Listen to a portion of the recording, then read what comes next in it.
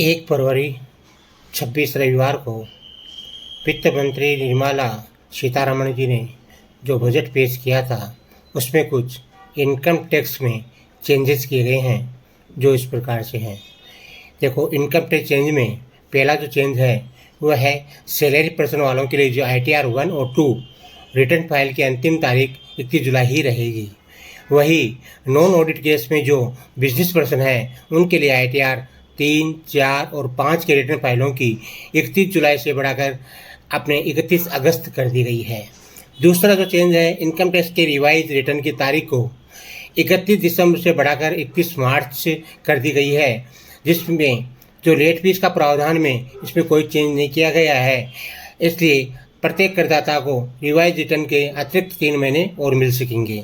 तीसरा जो चेंज बताया गया है उसमें इनकम टैक्स के ऑडिट केस की रिटर्न फाइल की तारीख में कोई चेंज नहीं किया गया है, लेकिन जो ऑडिट रिपोर्ट 30 सितंबर के बाद अगर फाइल करते हैं तो उसमें जो आपसे पेनल्टी ली जाती थी उसे पूरी तरह ख़त्म कर दिया है।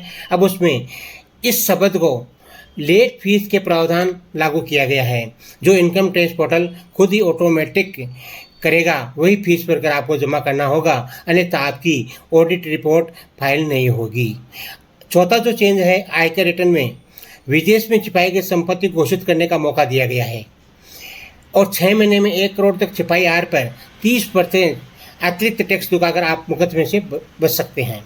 पांचवा जो चेंज है इसमें है शेयर बाजार में कमाई की गई आय यानी कैपिटल गेन के टैक्स में कोई बदलाव नहीं किया गया है, बल्कि अब फ्यूचर में सौदा करने वालों पर STT 0.2 से बढ़ाकर 0.5 और वही ऑप्शन में सौदा करने वालों पर 0.01 से बढ़ाकर 0.15% कर दिया गया है।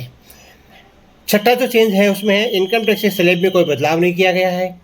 टैक्स के न्यू रिजिम में वही 4 लाख से 0, 4 लाख से 5%, 8 से 12 तक 10% और 12 से 16 तक 15%, 16 से 20 तक 20%, 20 से 24 तक 25% और 24 से अधिक 30% टैक्स लगेगा। सातवां चेंज है, पहले कोई भी NI पर्सन से प्रॉपर्टी खरीदने पर TDS काटने के लिए उसे 3 नंबर लेना पड़ता था। अब वह पेन बेसिस के आधार पर TDS काट सकते हैं। आठवां जो चेंज है, पहले मोटर एक्सीडेंट क्लेम में जो इंटरेस्ट मिलता था उस पर TDS का प्रावधान था, अब उसे ख़त्म कर दिया गया है। साथ ही इनकम टैक्स में इंटरेस्ट को भी एग्जम कर दिया गया है।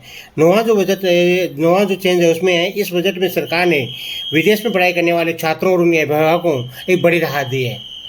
अब विदेश में एजुकेशन के भेजे जाने वाले फंड पर TCS की दर को घटाकर 5% से 2% कर दी गई है। इसमें मध्यम वर्ग के परिवारों को सीधा फायदा मिलेगा।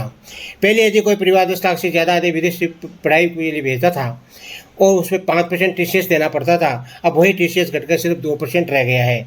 वही एजुकेशन लोन वालों के लिए कैश फ्लो में राहत मिलेगी, कारण कि आज विदेशी शिक्षा बहुत महंगी हो चुकी है। ऐसे में 5% TCS की बड़ा अतिरिक्त बोझ बन जाता था। इससे कई परिवारों को शुरुआत में भारी रकम ब्लॉक करनी पड़ती थी। अब TCS को कम होने से प्रारंभिक खर्चा घटेगा, कैश फ्लो में सुधरेगा, जिससे शिक्षा के फंड के भेजना बड़ा आसान हो जाएगा। ये फैसला सरकार का एक प्रो एजुकेशन और मिडिल क्लास फ्रेंडली कदम माना जा सकता है, जो अपने छात्रों के सपनों को सपोर्ट करेगा और परिवार को वित्तीय दबाव भी कम करेगा। 10वां जो चेंज है, इनकम टैक्स से नया जो एक्ट आ रहा है वह 1 अप्रैल 26 से लागू हो जाएगा।